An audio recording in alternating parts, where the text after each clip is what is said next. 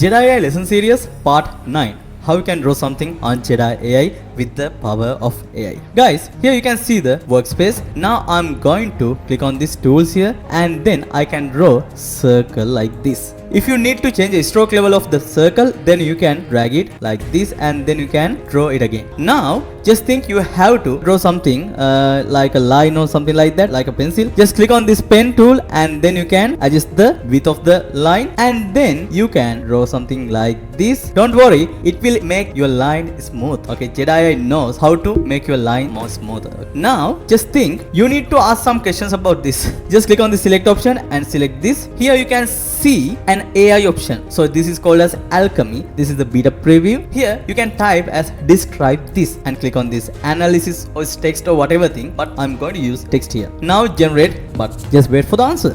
Maybe you don't know actually what you drew, but now JedaAI generated a description. The minimalistic logo is composed of a sleek and refined line that gracefully curves and creates an abstract shape within a circle. So just think how this happens. Actually, you don't need to think about that. You have to use this. Let me know if you need anything more than that. Okay, I hope you got something here and I'm going to meet you on lesson 10.